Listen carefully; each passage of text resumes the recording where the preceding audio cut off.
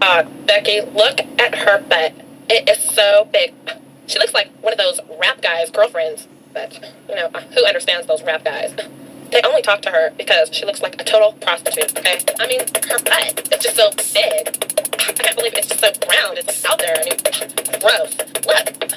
She's just so flat. I like big butts and I cannot lie. Other brothers can't deny. Now when a girl walks in with an itty bitty waist and a round thing in your face, you get sprung. Wanna pull up tough because you notice that butt was stuffed. Even the jeans she's wearing, I'm hooked and I can't stop staring. Oh, baby, I wanna get hooked out and take your picture. My homeboy's trying to warn me, but that butt you got makes me so horny. Ooh, rubber smooth skin. You say you wanna get in my bins? Well, use me, cause you ain't that average groupie. I see her dancing. To hell with romancing. She's wet.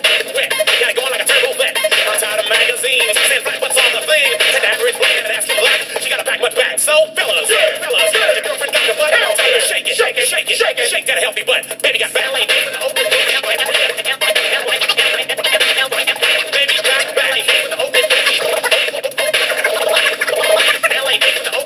I like them round and big. And when I'm throwing a gig, I just can't help myself. I'm acting like an animal. Now here's my scandal. I wanna get you home and double up. I ain't talking about Playboy. The silicone parts are made for toys. I want them real thick and juicy. So find that juicy double. Make a lot take trouble. Make it for a piece of that bubble. So I'm looking at rock videos. Not need bimbos walking like hoes. You can have them bimbos. I'll keep my women like Flojo. A word to the thick soul sisters. I wanna get with ya. I won't cuss or hit ya. But I gotta be straight when I say I wanna. Till the break of dawn. You got it going on. A lot of sense won't like this song. But I'm punks out to hit and quit it. And I'd rather stay and play. Cause I'm long and I'm strong. And I'm down to get the friction on. So ladies, you wanna roll my Mercedes? Turn around. Stick it out. Even white boys got to shout. Baby got back.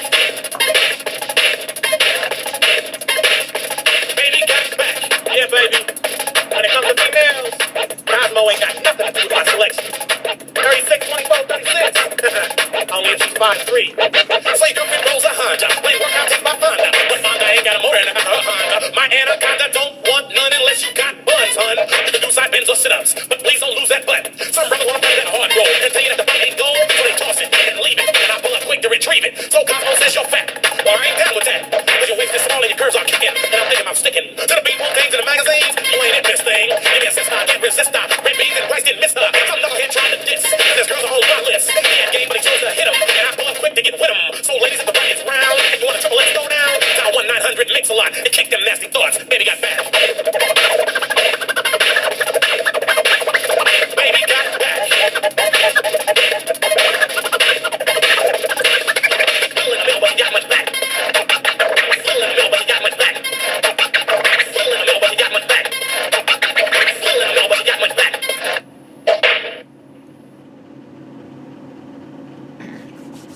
Hey, what's up, you guys? Welcome back to GSA Forever. That song was called Baby Got Back, and that is originally by Sir Mix-a-Lot, and that song is Nicki Minaj's Anaconda song as well.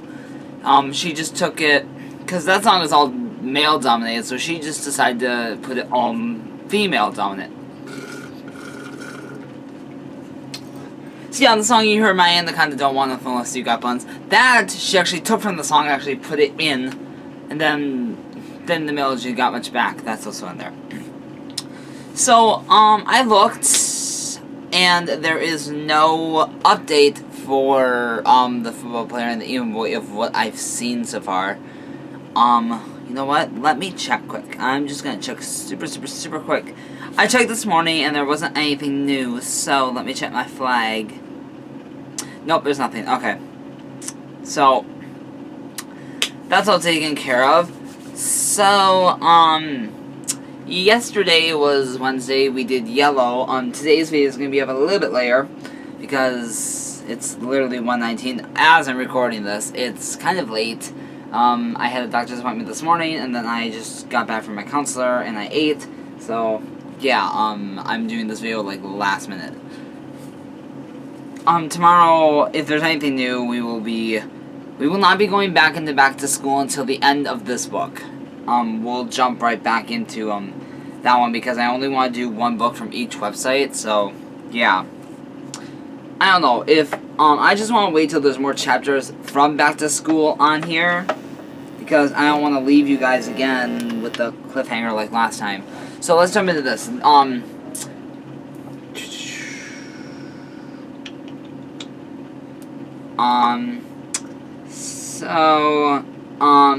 This is chapter 7. So, this is the narrator talking, and I'll tell you when I go into...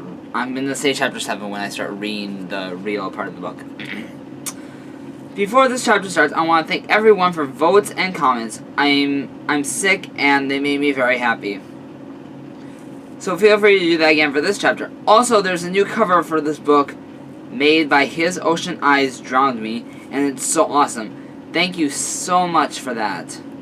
I love it. On to the chapter, chapter 7.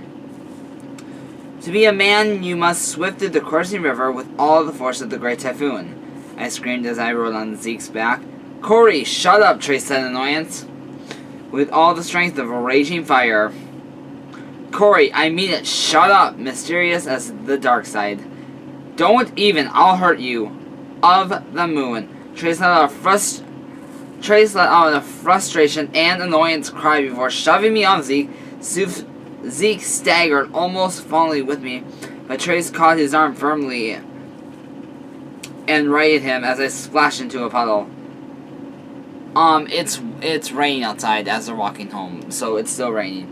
Jerk, you got me wet, I crashed and blushed at what I had just said.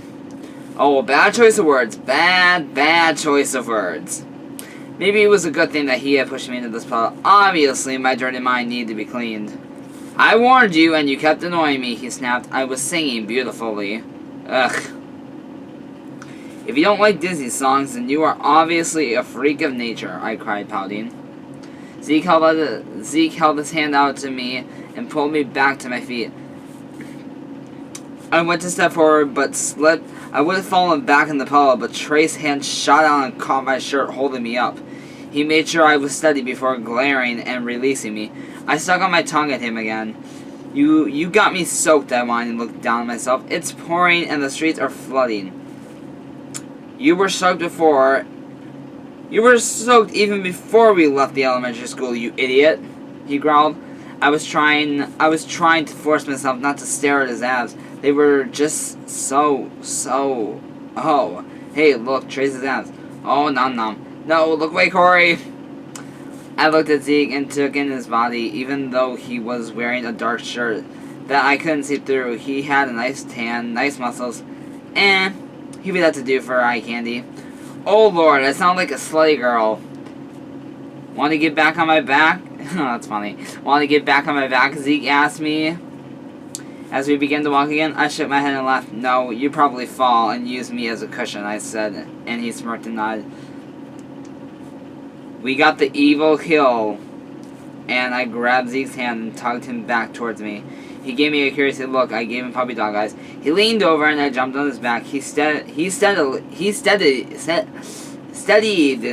me, and we began to make our way down the hill as the rain crashed down on us.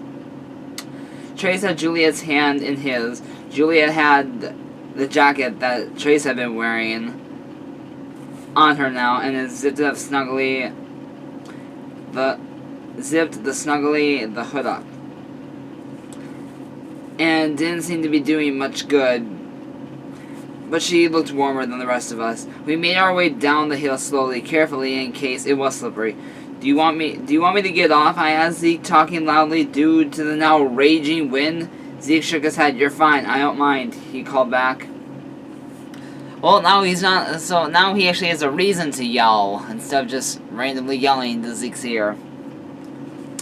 Up a little ways ahead of us, Juliet slipped a little, and Trace managed to catch her before she fell. Unfortunately, it had got Zeke's attention, and didn't pay attention to where he was going, that split second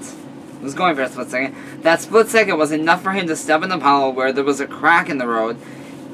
His foot caught, the two of us crashed into the ground and began to slide and tumble painfully down the hill. After what felt like forever, I came to a stop, my body cold, soaked, and aching everywhere. I looked up and saw the halfway up the hill. Trace had caught Zeke. They were now on their feet, slowly making their way down. Too sore and exhausted to move, I just put my head down. I didn't even care that I was lying on the side of a flooded road. The fall had really taken out a lot of me. Corey, are you okay? Zeke cried, kneeling next to me. My eyes went wide and a little. Shit. Trace said. His head is bleeding. Trace knelt next to me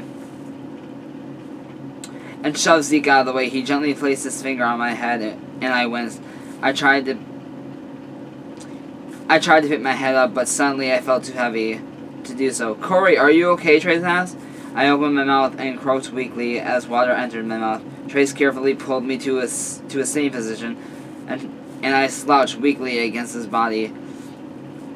He cradled me and looked up to Zeke, shrugging helplessly. Corey, you're gonna be okay. We have to get you inside, though.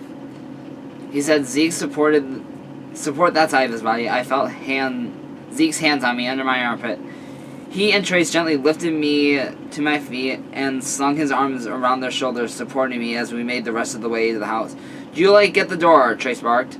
Juliet hurried to open the garage door and let us into the entryway. Dad, Corey's hurt, Trace called, trying to remain calm but very slightly panic in his voice. Brandon hurried out and looked at me in fear. Corey? Trace, what happened to him? He cried and came over to me. He was on my back and my foot got stuck in a crack and I couldn't tell because there was a puddle there. We fell and he slipped off my back and tumbled all the way down the hill. Trace caught me a little ways down, but I couldn't get to Corey too, Zeke explained nervously. Brandon checked my head and I winced when he got his hand near the apparent wound in my head, and he scooped me into his arms and carried me into the living room with Trace, Zeke, and Juliet following me. Corey, what happened? Mom cried. Zeke explained everything again, looking down guiltily as Brandon set me down on the couch gently. Trace, go get me towels, washcloths, and the first aid kit. Brandon said, and Trace hurried away. He reappeared in a minute later and handed Brandon what he asked for. Mom wrapped a blanket around my body as Brandon began to wipe my head with the washcloth. He bit his lip nervously. Corey, this is gonna hurt. I have to wipe out the cut so it didn't get infected. I'm sorry, he said, apologetic. Brandon glanced at Trace. Trace hold of his arms in case he tries to thrash us. Trace stepped up and gently but firmly grabbed my wrist and looked into his eyes, too exhausted to care. I felt Brandon start up with the washcloth again. I let out a scream as he began to wash the cut out of my head. Pain ate me and dragged me under the backwaters of unconsciousness. Alright, I'm gonna stop the video here so the video actually gets uploaded early. Come back for part 2.